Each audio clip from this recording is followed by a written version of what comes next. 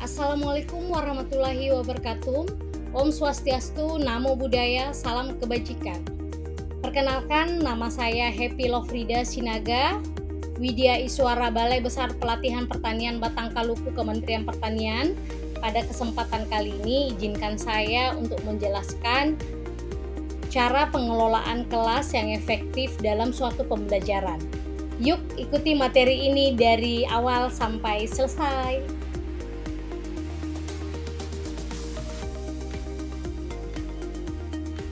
Nah, pelatihan yang akan kita bahas di sini adalah pelatihan fungsional dasar ahli bagi penyuluh pertanian.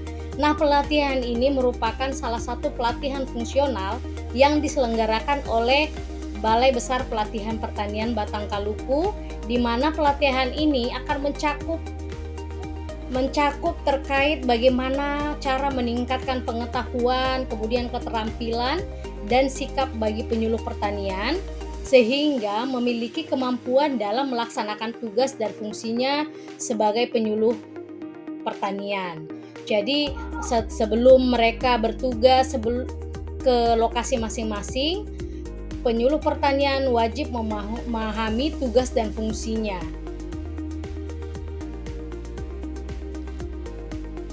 Nah, metode penyuluhan merupakan salah satu materi yang terdapat pada pelatihan fungsional dasar ahli bagi penyuluh pertanian, di mana metode ini akan membahas tentang pengertian metode penyuluhan, tujuan, prinsip, dan jenis-jenis metode penyuluhan pertanian, bagaimana cara pemilihan metode penyuluh pertanian yang efektif, dan menerapkan metode penyuluhan.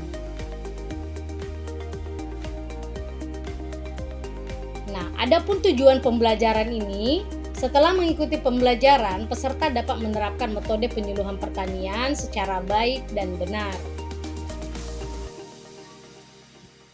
Indikator keberhasilannya diharapkan peserta dapat menjelaskan tentang pengertian, tujuan, prinsip, dan jenis-jenis metode penyuluhan pertanian, kemudian melakukan penggolongan dan pemilihan metode penyuluhan pertanian yang efektif, serta menerapkan metode penyuluhan.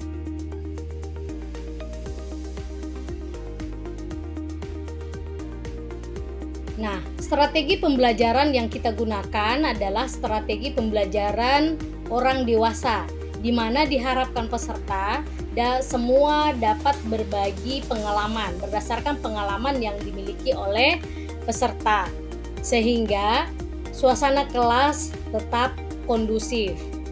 Nah, adapun metode yang bisa digunakan adalah yang pertama, ceramah interaktif.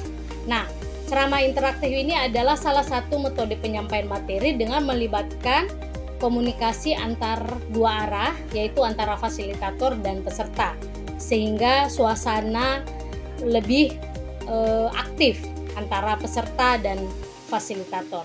Kemudian yang kedua, brainstorming. Nah, metode ini adalah atau teknik berpikir kreatif yang bertujuan untuk menghasilkan ide-ide baru dan menemukan solusi atas masalah secara kolektif. Nah, seringkali dilakukan dalam waktu yang singkat. Nah, yang ketiga, tanya jawab. Nah, kebetulan pelatihan ini dilaksanakan secara online, sehingga tanya jawab bisa digunakan dengan wheel of names. Nah, metode ini bisa memilih peserta secara acak guna menjawab pertanyaan, sehingga meningkatkan partisipasi peserta yang membuat pembelajaran lebih menarik tentunya. Nah, yang keempat, diskusi kelompok. Nah, metode ini menekankan pada interaksi antar peserta. Nah, setiap anggota kelompok memiliki kesempatan untuk menyampaikan ide, mendengarkan pendapat orang lain, serta mencari solusi bersama. Yang kelima, dilakukan simulasi dan kuis digital. Nah, simulasi sederhana dan kuis digital menggunakan word wall untuk mengukur pemahaman peserta dan serta mendorong peserta belajar lebih efektif dan termotivasi. Nah, untuk tahap penyajian, mulai dari pembukaan dan penyajian hingga penutup, bisa kita lakukan mulai pembukaan, fasilitator memberi salam, menyapa, dan memperkenalkan diri. Bisa juga ditambah dengan pantun, kata-kata motivasi untuk mencairkan suasana hingga suasananya lebih akrab dan peserta juga lebih semangat dalam mengikuti pembelajaran. Nah, dalam yang kedua, penyampaian materi. Penyampaian materi dengan media pendukung dan menggunakan metode yang variatif tentunya. Bisa dengan ceramah interaktif, diskusi, dan simulasi yang sudah kita bahas sebelumnya. Nah, setelah menyampaikan materi, kita lakukan penugasan. Nah, penugasan di sini sehingga peserta ikut berperan aktif di dalam proses pembelajaran. Nah, memberikan tugas kepada peserta secara berkelompok dan diskusi dilakukan di dalam breakout room, lalu masing-masing kelompok mempresentasikan hasil diskusi mereka.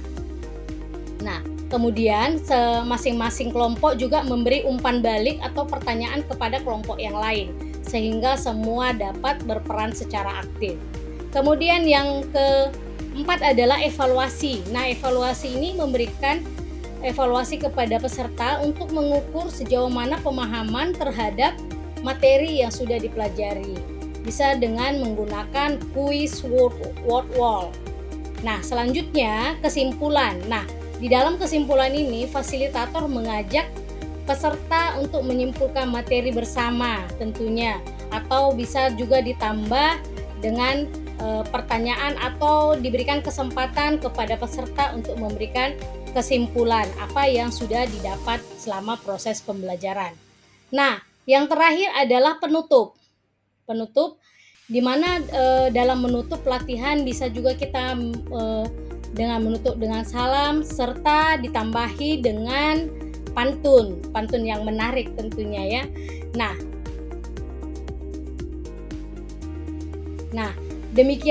demikianlah cara pengelolaan kelas yang efektif yang bisa digunakan dalam pembelajaran materi metode penyuluhan bagi penyuluh pertanian. Kurang dan lebihnya mohon dimaafkan. Sekian dan terima kasih.